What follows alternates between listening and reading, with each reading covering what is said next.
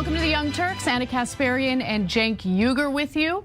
Joining us now is GOP presidential candidate Vivek Ramaswamy, who is pretty new to this political arena. We've now seen him in 2 separate GOP primary debates, and we welcome him to the show. Welcome, Vivek.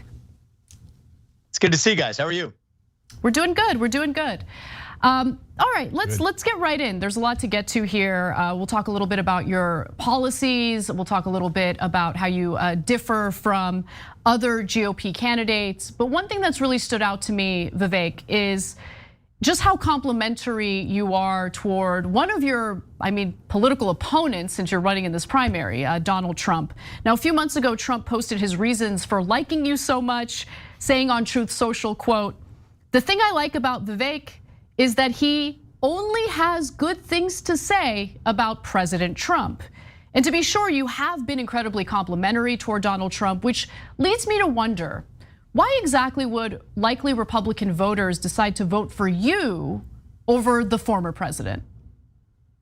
Yeah, look, I think that the more he's being unjustly prosecuted and really attacked using the levers of the justice system, the more I felt a sense of obligation to stand up for what is right. And I also believe in judging based on results. What are the results that I ultimately judge a president by? Did you keep us out of wars? And did the economy grow under your watch? There's a lot of other things that matter too, but those are 2 easy metrics. And I said he was the best president of the 21st century. That's what I said in the debate stage. I stand by it. George Bush, Barack Obama, Joe Biden, Donald Trump. It's not even close which one was the best one of the century. And so I respect him. And probably more than any other GOP presidential candidate, when I'm president, I will respect his legacy and honor it more than anybody else will, because I think it's the right thing to do, and I think it moves the country forward. Yeah. However, I have something that he does not. I am young. I have fresh legs. I think it's gonna take somebody coming in from the outside to have the true fresh perspective to lead the America First movement to the next level. I think I can unite this country by reaching the next generation of young Americans that have lost all semblance of national pride. And I can give you statistics to back that up. 60% of young Americans today say they would sooner give up their right to vote than to give up their access to TikTok. We have a 25% recruitment deficit in the US military. Less than 16% of Gen Z says they're proud to be American. And I think there is no question which Republican candidate is, really which candidate period in this race is best reaching young voters at a large scale. We see it in college campuses across this country. And so yes, I think I will be able to reach that next generation and inspire national pride in that next generation better than anybody else in this race. So Vivek, you're saying then by definition, you're running against him, you are better than the best president of the 21st century. And that the main reason why you're better than Donald Trump is because you're younger than Donald Trump. Am I understanding that right? And because as a function of being younger, I'm gonna be able to reach the next generation, reunite this country. And I do think that reuniting this country and reaching the next generation will be part of what allows us to take the America First agenda to the next level. I got you, but I won't be the you're same better person than Donald Trump, right? Well, I wouldn't be running if I didn't think I was the best candidate for the job. So yes, I believe I am the best candidate for US president. I think there are 2 America First candidates in the race. And I do think it has to be an America First candidate that leads the country forward. However, between it's the tried and true, I admit, if you want tried and true, you go with Donald Trump. If you want the next generation with fresh legs to lead us forward, you go with me. And I think that that's gonna be the successful formula that leads us to success in this race. I'm gonna follow up on something you said earlier. You said that you would pardon Donald Trump on these unjust charges. So if you pardon him on taking national secrets without permission, not returning them, lying to the FBI, et cetera, does that mean that Joe Biden is allowed to do the same thing? That he could just take national secrets, show them to anyone he likes? Even after he's president, he could just take the documents, bring them home, show them to anyone he likes? And maybe other people too, anyone who's got access to national secrets. Can they just show them to everyone? Or is it just a special privilege that Donald Trump gets to have because you like him? Well, it is whether you like the law or not, I believe in this thing called the law. And the law does give what's that? I say I'd love to see it because Donald Trump has broken about a dozen laws, and you'd say you'd pardon him on every one of those criminal actions. Well, so okay, prove it. I think part of the reason why is that those laws that are alleged to be broken, I don't believe have been broken here. If I did believe that and believe it was definitive, then I wouldn't adopt the position that I do. Every case brought against him levels a novel legal theory never before used. So for the particular case that you asked about, and I believe in getting into details, details matter. If you're gonna convict somebody criminally, yes, the details doggone well matter. So the Presidential Records Act explicitly lays out the criteria for what documents a prior president is and is not able to access. If you don't like the law, change the law. But part of the reason is that we already entrust the US president with making all kinds of incredible judgments, whether or not to use nuclear weapons on down. So yes, that same president we do entrust when leaving office with access to those same records.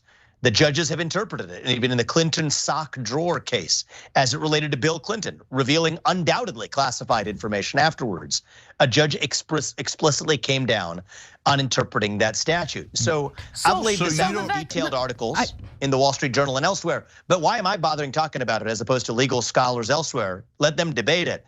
My job is to unite this country, and I do not think it sets a good precedent when the president of the United States and the Justice Department under him uses police force to indict its political opponents in the middle of an election and then issue gag orders to say that that opponent during the presidential election can't even talk about that relevant set of issues. I just don't think that's a good precedent, and I don't want to see that in one direction or the other. That's wrong. Do you believe it's a good precedent to implement a slate of fake electors to overturn the results of our democratic process and go against the will of the American voters?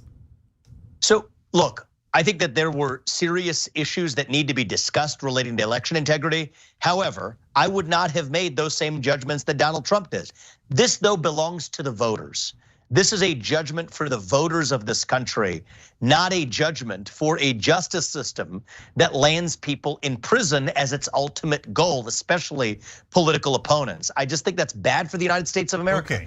So leave it to the voters. Trust the voters to make the decision of who governs, instead of trying to take it out of the voters' hands. And I don't think that should be a controversial idea. Yeah, it's definitely controversial because what you're saying is leaving it to the voters is controversial. No, not that. Hold on. When the former president broke laws, including going against the will of the American voters by implementing a slate of fake electors, which were noted as such in memos passed around within the Trump campaign. They were referred to as fake and fraudulent electors by Trump's co-conspirators.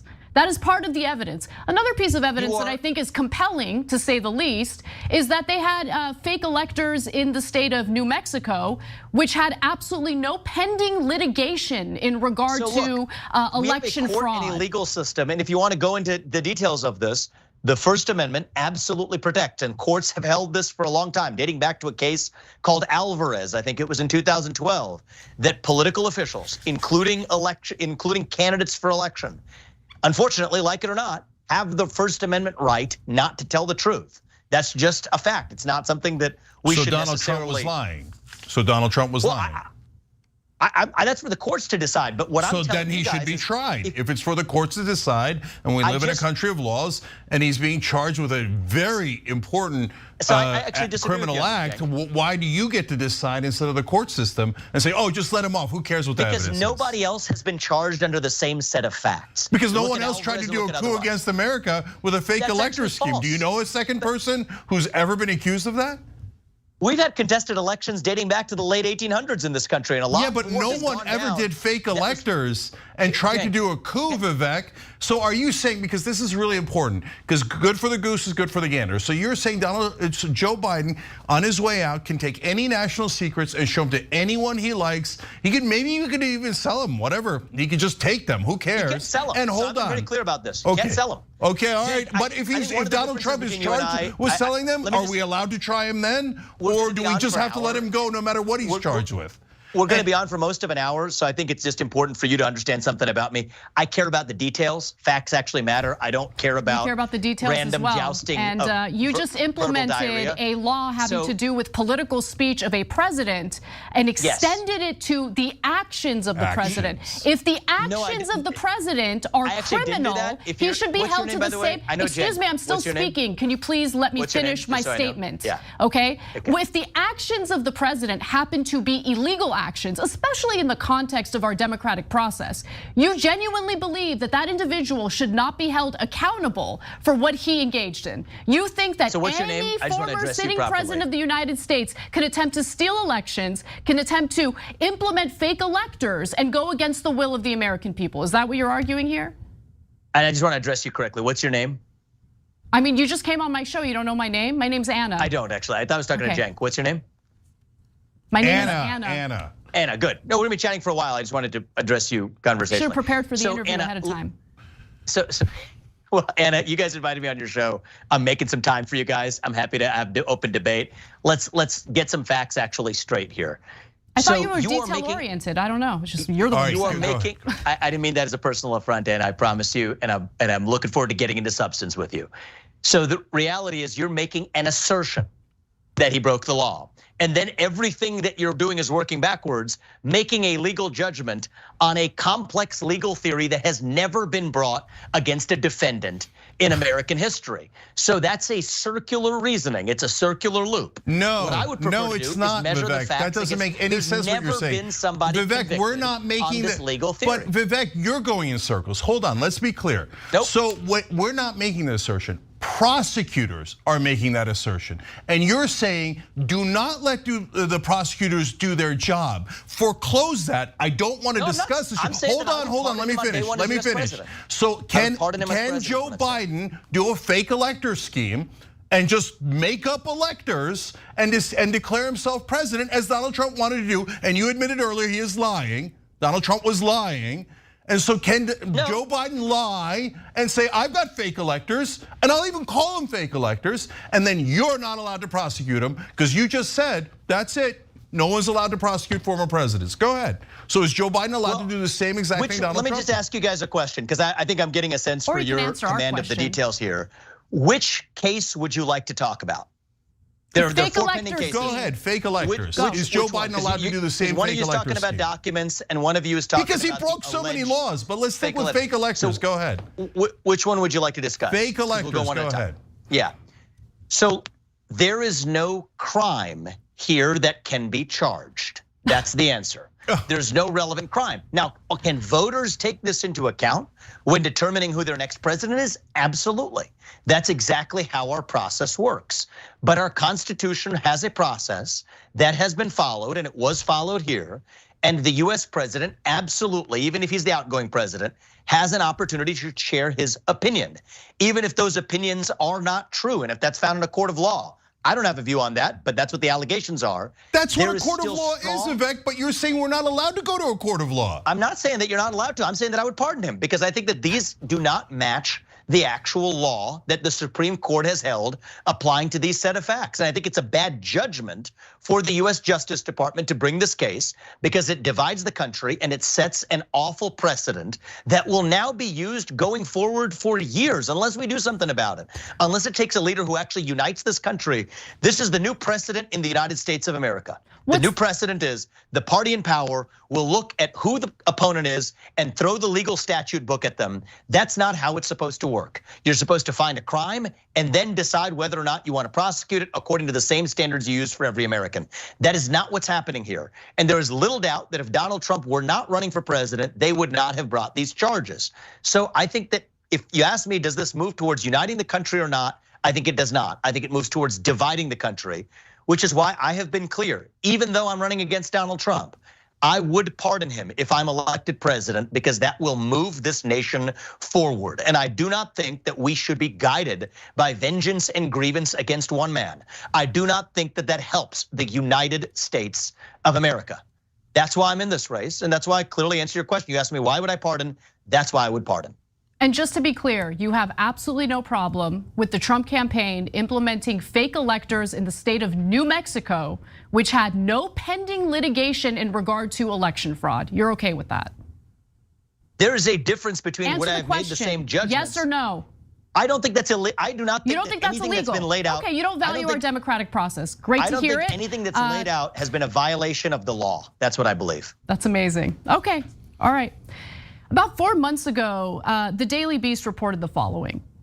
Trump and Ramaswamy had dinner at Trump's New Jersey golf club in the summer of 2021. Are we going to talk about ideas, or is this just some sort of like slugfest? I'm trying to understand your motivations for running, because it appears that you're not really running against Donald Trump. I was told it appears that you are a spoiler candidate who does nothing but compliment Trump and provide cover for his criminality. That's what it appears to be. Because I don't really understand. You're running against him. I don't really know you, but tell me exactly why anyone would vote for you over Trump when you just present yourself as Trump light and present yourself as his water boy who provides cover for any of his bad behavior. Thank you for your thoughtful analysis there. Thank you for your brilliant, very thoughtful, brilliant, incisive analysis into the future direction of our country. That's what I've taken an hour of my time this evening. There are important things going on in the world. I'm happy to discuss them with you.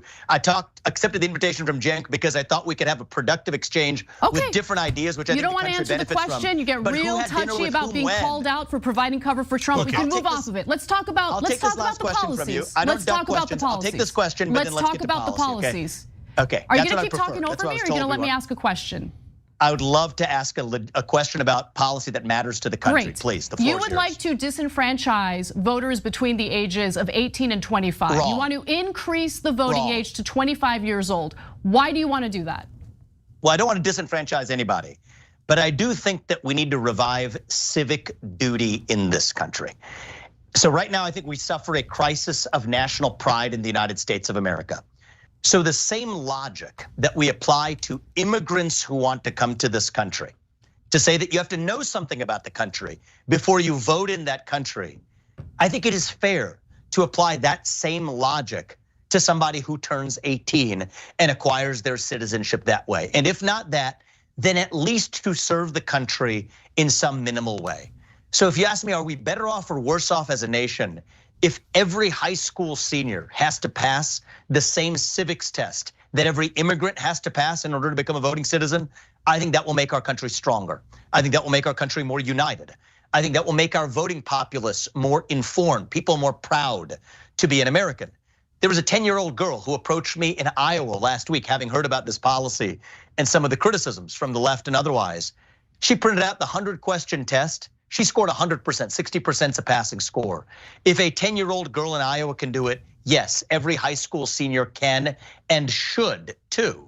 And that's not a Republican idea or a Democrat idea. Now, I personally believe that voting rates amongst young Americans will actually skyrocket once we revive that sense of civic pride and civic duty. I also favor making Election Day a national holiday.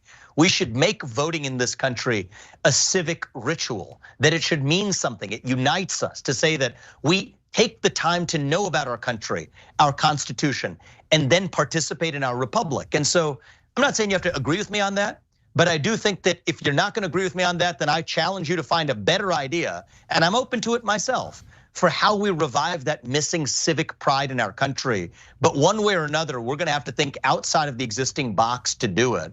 And that's part of where I'm leading the way. So Vivek, I wanna ask a follow-up on that. I have an idea that I've discussed on the show before. I think that after people leave high school, they can go to the military, Peace Corps, AmeriCorps, et cetera. I think it unites the country. So I understand I have a different idea. I think that's interesting. Okay, now in terms of the, you say they need to know civics, but you know that if you knew civics, that this country also has a history of poll taxes, literacy tests, et cetera, to specifically disenfranchise some voters.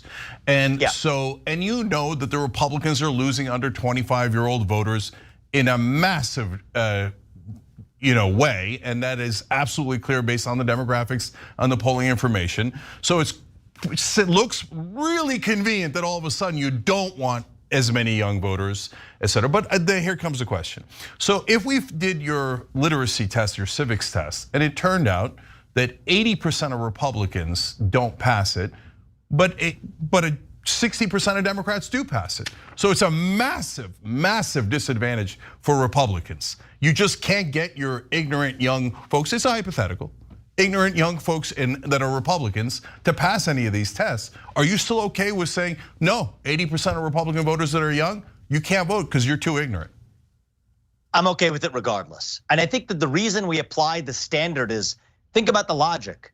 The poll taxes, a lot of those were made with the explicit purpose of disenfranchising specific groups of people at a point in our national history when we were coming off of some inequitable treatment historically in the eyes of the law. Thankfully, we've moved up forward this country many decades past where we were even in the civil rights movement. Now today, I will remind you, there's a reason why we require every immigrant to this country to know those things before they vote. That's a good thing, by the way. I think that's important. But that same logic, if an immigrant has to know it in order to vote, I don't think it is wrong to say no matter what your skin color or what your political affiliation, you should know the same things about the country at minimum to vote. Okay. And to those for whom you say tests aren't everything, there's a separate point I've built in. 6 months of service to the country in a first responder role or a military role. But the point is, you've got to have some skin in the game, or else you really have no way to play in the game. I think English should be the only language at the voting box. So Vivek, if you don't know that there is no such thing as fake electors, then I guess we would disqualify almost all Republican voters, right?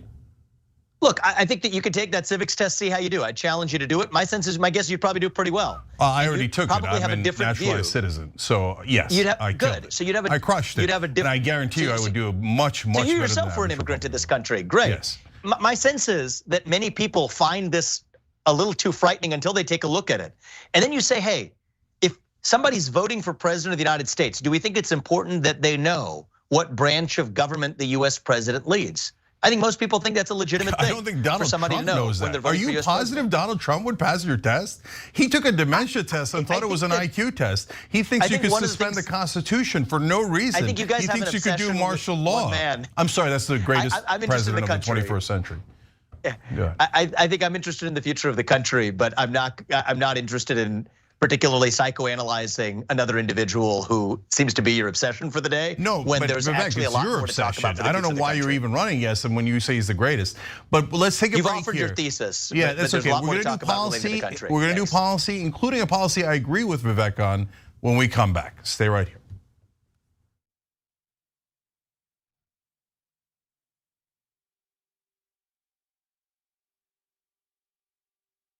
Now I'm gonna do something very different here and read some one-star reviews of the Young Turks on Apple Podcasts. Donnie Franchise said, pretty much it's like listening to a trash compactor. Someone else said, negative, anti-American propaganda. And others said, out of context, misquotes, typical leftists who are afraid to debate, just smear. These two would be perfect for CNN or MSLSD.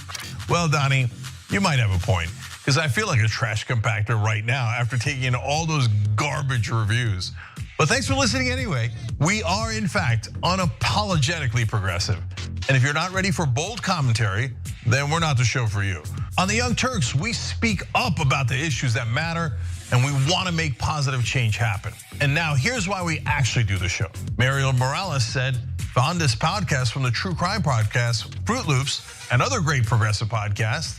I've become an instant fan of the Young Turks. Great conversation, great takes, very well composed, factual podcast, very informative. Love to hear that. Z55 said, it's a joy to experience such awareness and intelligence from fascinating people. And Anna is gorgeous and brilliant. Apparently I'm just fascinating, but I'll take it. Paul for Progress said, news well delivered. Appreciate it.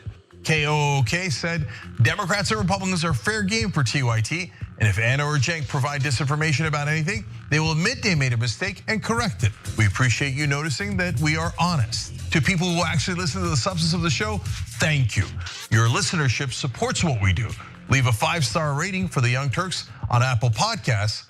Let's take the ratings back from the trolls.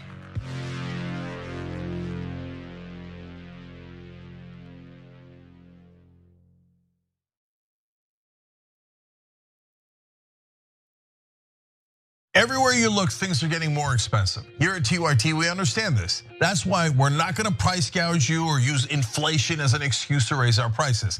A TYT membership is not your typical subscription, but basic membership is still just $4.99.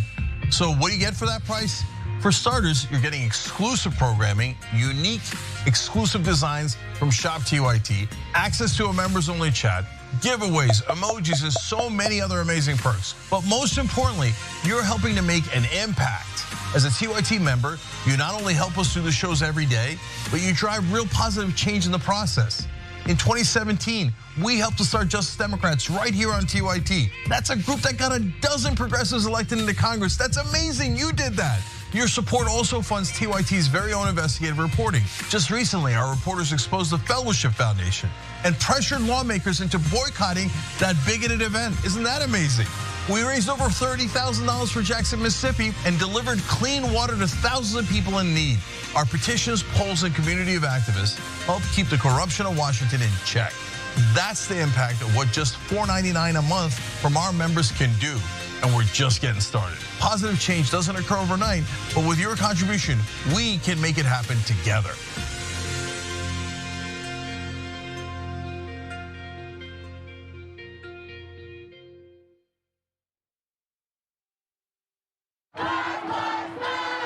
You don't see a lot of news coverage in the mainstream media of the peaceful Black Lives Matter protests that happened throughout the country. Black Americans are hurting. Minorities in this country are hurting. We always talk about starting from the bottom up, but the problem is the bottom up is always the least amount of power. No one cares about them, and until someone actually cares about them, then we'll do something about it. Please, for God's sake, America, understand, acknowledge, and work towards getting to a new reality where Black lives actually matter.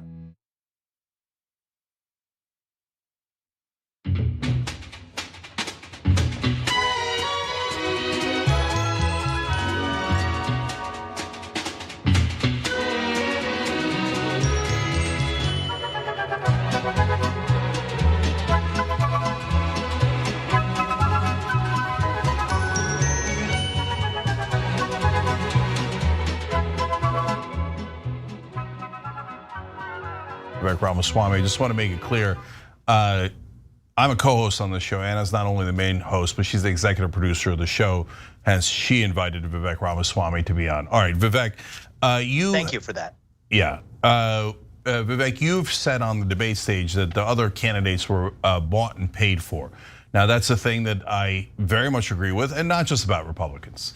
So, but you seem to have waffled on that from debate to debate, but we're here so you can clarify. So when you say bought and paid for, what do you mean by it? Yeah, I mean that these are actually mostly, as I've gotten to know them, it's less waffling, but more my view has evolved a little bit. I actually think that most of them, not all of them, but most of them are good people, but they have been tainted by a broken system. So what do I mean by that? I mean, it's a lie that there's actual limits to what you can give to a political candidate. The myth is you can only give $3,300 per cycle in the primary and in the general election. That's false.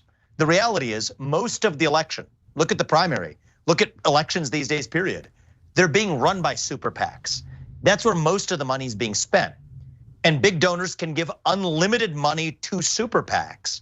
And even though those super PACs are basically running the campaigns, that's corrupt. And so I think it is a lie that we have the system, $6,600 is a limit. That's a lot of money to most people in the country, and fair enough. But you're not gonna control a politician with $6,600. That's why we have that limit. And yet, what you actually have is the real system that does control the politicians, which are the super PACs.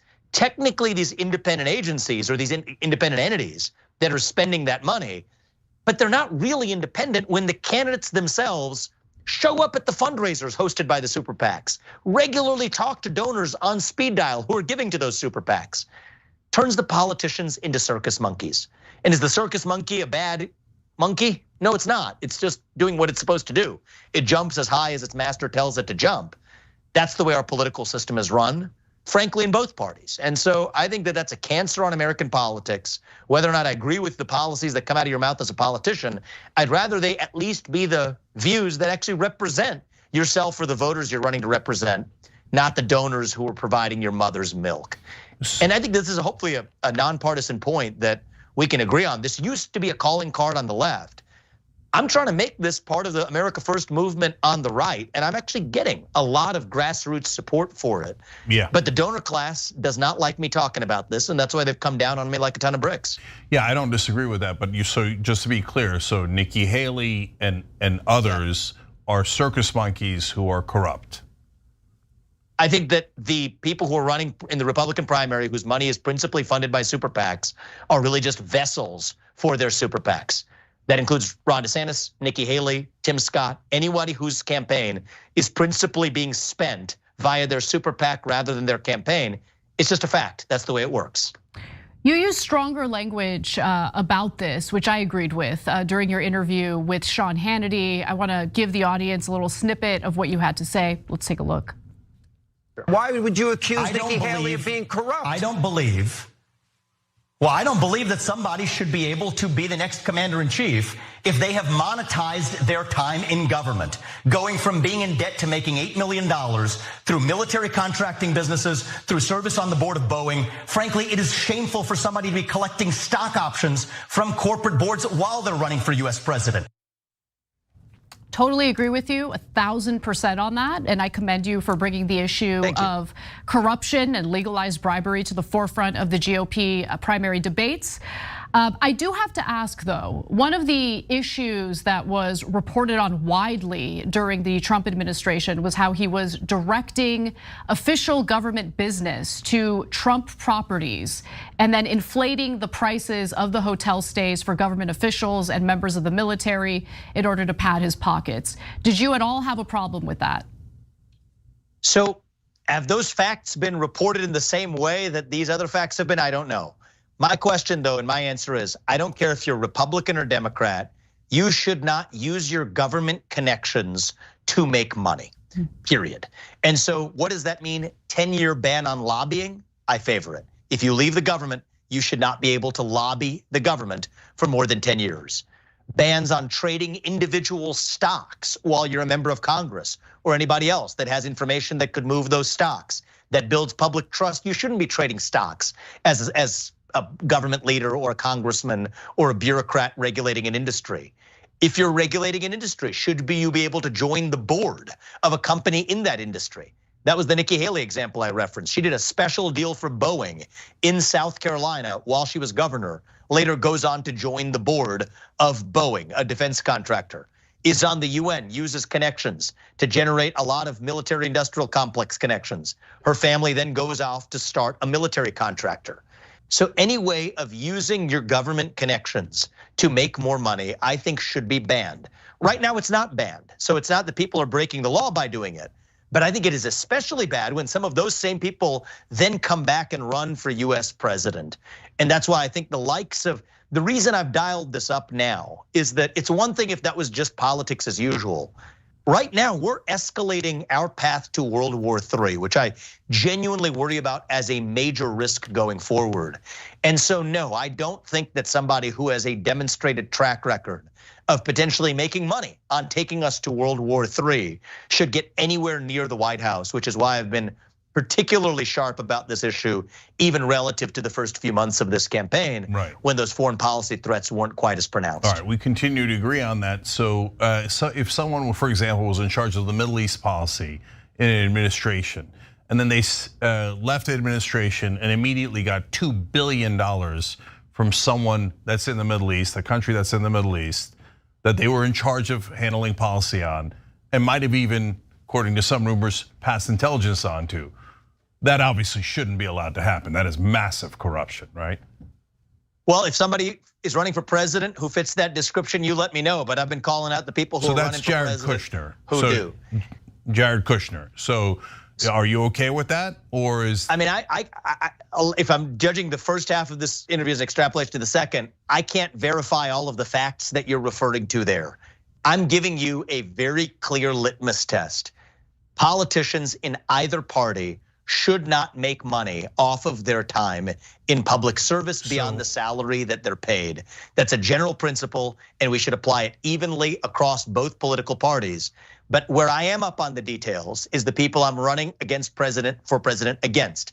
Facts matter, and those are the ones where I have been expressly vocal that nobody who fits that description should be taking us into World War III. If we found out that the Saudis decided to buy the PGA and funnel all of or a lot of the tournaments to coincidentally Donald Trump's golf courses, right after he was in charge of policy with Saudi Arabia, you would be outraged by that. So I don't understand this game of innuendo. I have no idea what facts you're referring to or not. Okay, here, I'll give you another one. Because, okay, so you're saying hypotheticals, that's actually what's happening in the real world. But I'll give you another one. You said earlier that you're opposed to people taking super PAC money and you think that's corrupting and it makes them circus monkeys. Again, I totally agree with you. I totally agree with you, okay? So Sheldon Adelson gave over $100 million to pro-Trump super PACs, and then Donald Trump did all the things that Sheldon Adelson asked him to do, including getting rid of corruption charges on him, including fighting against unions, including bringing back money from abroad. Sheldon Adelson's main money was in China, in Macau casinos, where he was able to bring it back at 8%. Be with you. This is the system in both political parties that needs to end. Now, what did I say? From everybody, even the people I'm running against in this race, it is legal within the bounds of the law. I think we need to change the law so that we have an even-handed system where you don't have a special class of mega donor billionaires influencing what politicians do. Okay, so you are clear. So you're saying it does apply to Trump. So Trump was corrupt when he took his super PACs, took over $100 million in both elections from Sheldon Adelson. I said the same thing I said at the very beginning. It is legal, and that's why we need to change it. We need to change the system where you do not want people to effectively have disproportionate influence on their politicians. So I think you and I agree on that. Change the law. What's the game you're trying to play? I'm just trying to understand. It is a corrupt system. Yeah, and Donald Trump participated in that corrupt system and is part of that corruption. That's okay. You're running against him. There's nothing wrong with that. I agree with you. I really don't. The level of obsession. I mean, the Trump derangement syndrome. It's really sad. He's polling at 59%, brother. You're polling at 7%. What do you mean a Trump derangement syndrome? Not only that. Look, in this country, but Vivek, you're running against. He's the #1 Republican candidate. You're running against him. What do you mean obsession? It's just befuddling that you refuse to call him out on anything. How many times has George Soros' son visited Joe Biden in the White House? And how much has George Probably Soros too many given times Democratic for politicians? comfort. It doesn't Who matter. cares? My point is, we have no problem with calling that out. My point is, it's not useful because you could do this for every politician in America.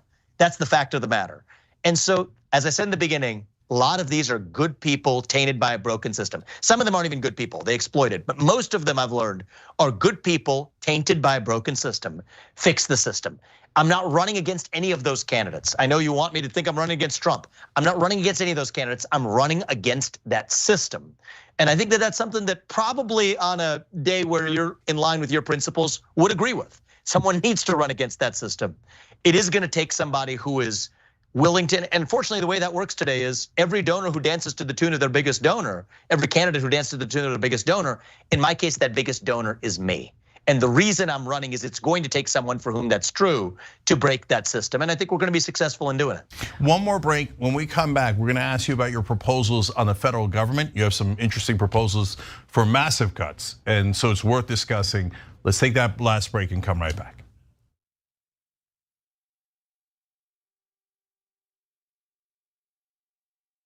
Every day, the Young Turks delivers 2 hours of solid, fact-based, timely news and progressive commentary on all the day's most important stories. We keep our viewers informed while also providing perspective and insight on the news we cover, so you understand not only what's happening, but also what's happening behind the scenes, the stories behind the stories. We play musical chairs and put these children in one awful detention facility to the next. That's what's happening at the border. The things that got him banned, he's still spreading. So presumably, I think it's reasonable to say that if you allow him back on the website, he's going to do it again. Any legal voter that we deem not willing to vote for my side shouldn't vote because it'll replace me that's supposed to vote for my side. That's not how voting works. That's not how democracy works. And while many people following today's political news can get discouraged about the direction of the nation and the world, that's not us. At TYT, we're genuinely optimistic about the future, and with good reason. Today, wide majorities of Americans agree with our progressive stances on issues ranging from healthcare and education to climate, immigration, and wages. The rising generation of young people are also overwhelmingly progressive in their political beliefs and policy objectives, and they're increasingly flexing their muscle as voters and activists to demand change from our elected officials. The traditional mainstream media is mostly AWOL. They, along with the government and many other cherished institutions, have been captured by corporate interests. Audiences sense that they're not getting the whole story or even the truth from once trusted outlets, whether broadcasting cable TV news networks or national newspapers and magazines. The antidote is the Young Turks. Unlike mainstream corporate outlets, we're not beholden to corporate advertisers, to defense contractors, to Wall Street, or to Big Pharma, and we don't carry water for the Republican or Democratic parties. So watch us Monday through Friday at 6 p.m. Eastern, 3 p.m. Pacific, and join the thousands of progressives around the globe who tune in every day for TYT's unmatched, award-winning content and see what it's like to experience a news organization that only answers to you. I don't care if you're Christian. In fact, I will fight for you to have your religious liberty and practice your Christianity. I believe in that. I don't believe in Christianity, which means that you do not get to dictate the way I live my life based on your religion. I don't care what the Bible says. You have every right in the world. All those women who identify with your religion have every right in the world to not get an abortion, to not take birth control, but they do not have the right to dictate my life and what I decide to do with my body. I don't care about your goddamn religion. I'm so tired of having nonstop conversations about what the Bible says. You live your life in the way that you interpret the Bible. Again, I don't care, but you don't get to take the Bible and tell me, well, the Bible says this in this chapter, in this verse. I don't care. I don't care. I don't believe in it. And I have the right, based on our Constitution, to not believe in it. Join the Dragon Squad by becoming a YouTube channel member. Click the join button below or sign up on tyt.com/join to get access to fun emojis, a member-only chat, exclusive shop TYT designs, ad-free watching, and so many other amazing perks. Plus, you get bragging rights for being part of the coolest community on the internet and help us drive real positive change in the world. The Dragon Squad awaits, so join today.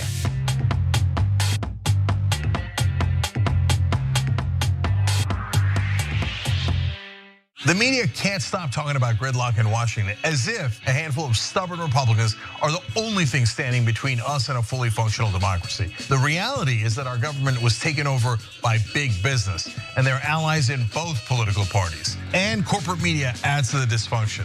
The good news is that the American people are progressive and soon will take over Washington. My book, Justice is Coming, is our battle plan for making that happen. You can get Justice is Coming wherever books and audiobooks are sold.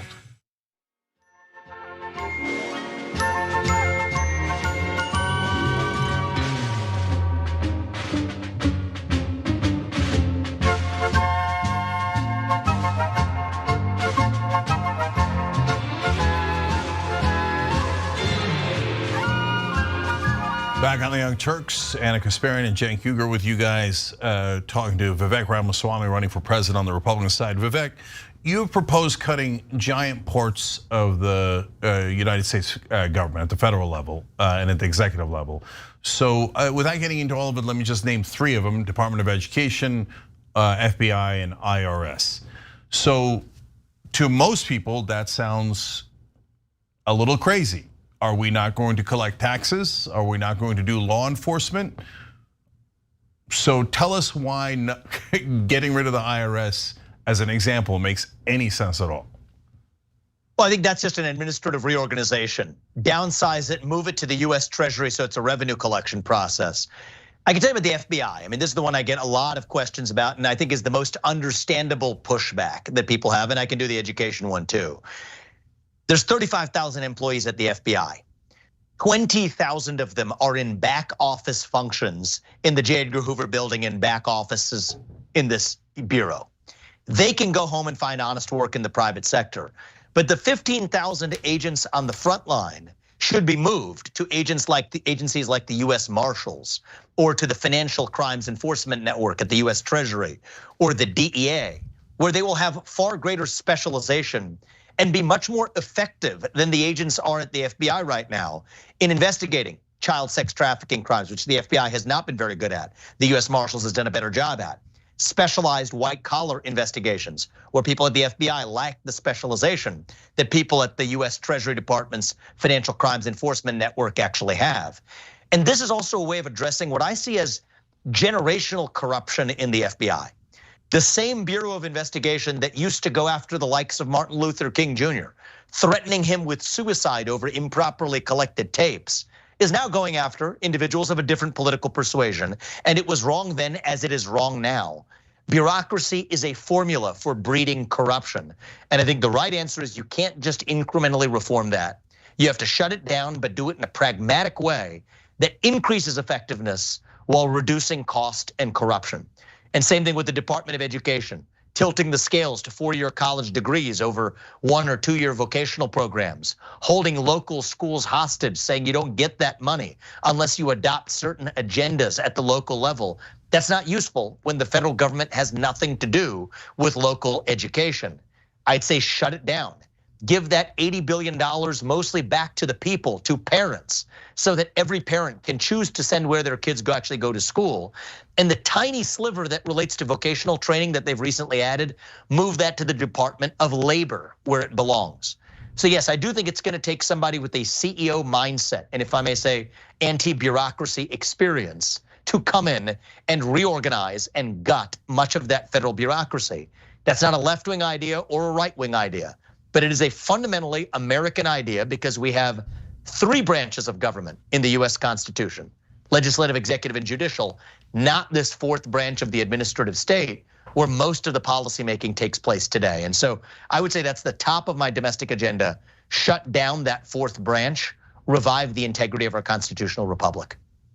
So the 4th branch that you're referring to consists of individuals, leadership at least, that's been appointed in the executive branch by the President of the United States. The Department of Education, of course, to give you an example, your favorite politician in the world, Donald Trump, appointed Betsy DeVos, and she engaged in the reversal of certain policies of the education department that did seek to help students who had been defrauded by for-profit colleges. So what do you propose happen in a situation in which students have been defrauded by for-profit colleges like Phoenix Online, ITT Tech, they get an unaccredited nonsense degree that leads to nowhere. They're drowning in debt after being defrauded.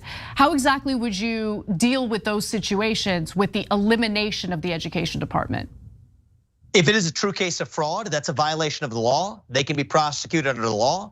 They can be sued in civil suits by the people who are defrauded. No different than any other commercial relationship that exists in the private sector.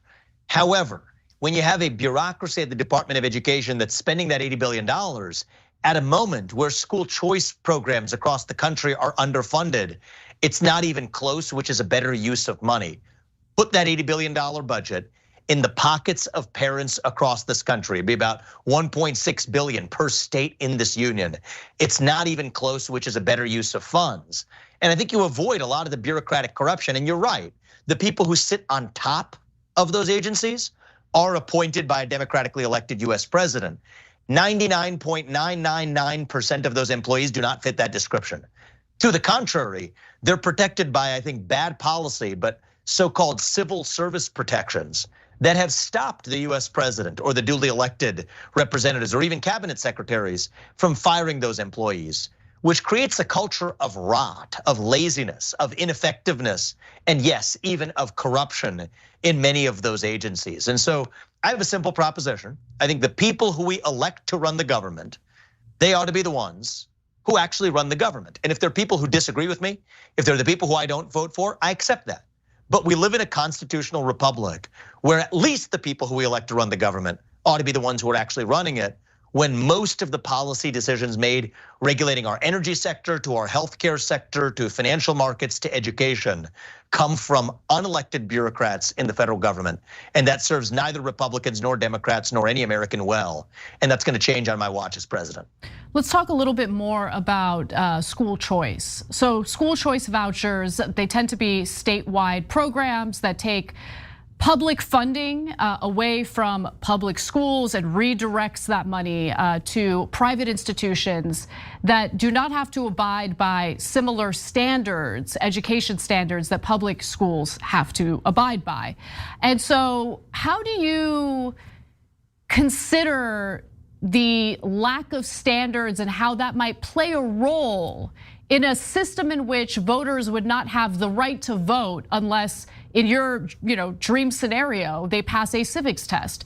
What if those public dollars are being funneled to certain religious private schools that do a poor job in educating their students about American history, civics, basically what they need to know, the education they need in order to pass the civics test that you think people need to pass in order to be able to vote? So as it relates to standardized testing as one metric among many, and other metrics also track it, it's actually the reverse that you see that's true. Public schools are badly failing across this country. And if you look at the correlation between the schools that spend the most money per student, Ana, those are the schools that achieve the poorest results 90% of the time across this country. So the irony is if a parent is moving a kid from a school that spends more money per student to a school that spends less money per student, 90% of the time they're moving to a school that actually has higher achievement as it relates to standardized tests and other metrics. So in my view, I actually have a somewhat radical idea on this. Let's say it's in New York City, where I can give you the actual numbers. It's $40,000 per student per year in the failing public schools, to good charter schools or private schools or even better public schools that are spending $20,000 or $15,000 per student per year. I think that parent, that kid, should be able to take half that difference with them. If you put that in the kid's account, invest it normally, that kid graduates with a $250,000 graduation gift. It's not even close what accounts for a better use of money. Now, here's the problem. Those schools that are producing those poor results, they have one constraint that a lot of those private schools and charter schools don't. Those are teachers' unions. And so I've had actually both experiences in my own life. I went to a not great public school, 1st through 8th grade. And then my parents decided to work extra hard and make some sacrifices to be able to send me to a private school for high school in Cincinnati. Just look at the last several years. In the COVID pandemic, the Cincinnati public schools were closed for a full year and then almost a full next year. This high school that I went to, there were 4 total days that were closed the entire time. So it's not that COVID only affects kids at public schools or teachers at public schools. To the contrary, these teachers' unions are failing our kids, failing the very constituents, the very members of the public they're supposedly serving. So yes, I do think competition, there's no perfect solution, but I think competition is the next best solution to perfect. And that, I think, is going to hold the public schools teachers' feet to the fire, get rid of those teachers' unions. And yes, we ought to compete such that our educational system goes back to being about the achievement of our students rather than employment opportunities for these union members. And that's just the hard truth. Yeah, I would love to debate you on that, but that's not what we're doing here. So one last question in the time that we have. You've said that you're against secularism. So which religion should rule us all? None. That is the answer. Well, isn't that secularism?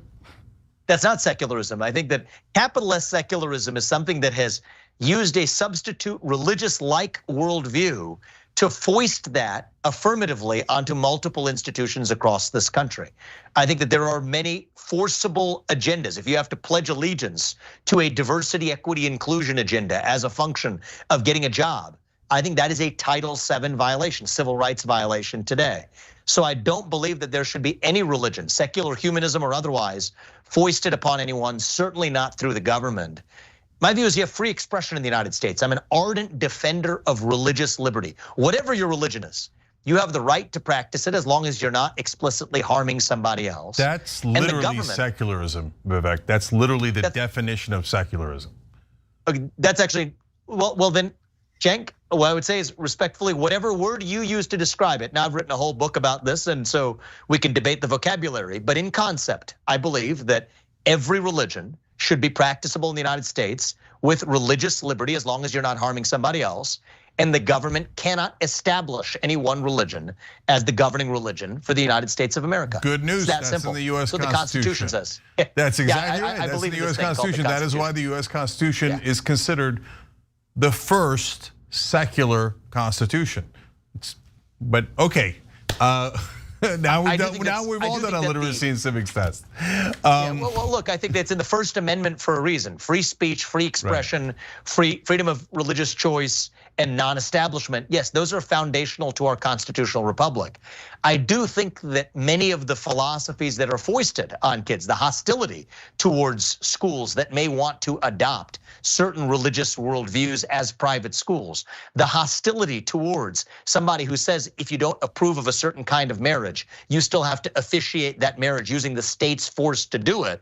That's what I mean by capital S secularism, to say that you are forcing somebody to do something that violates their religion using the government's power to do it.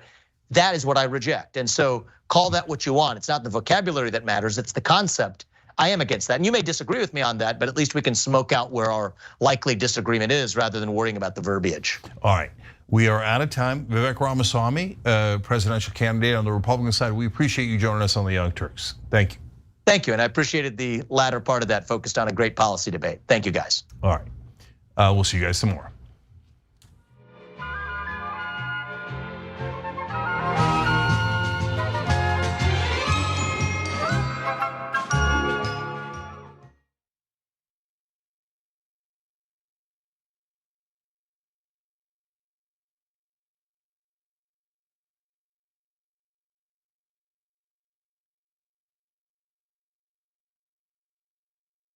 Thanks for listening to the full episode of The Young Turks. Support our work, listen ad-free, access members-only bonus content, and more by subscribing to Apple Podcasts at apple.co/TYT. I'm your host, Cenk and I'll see you soon.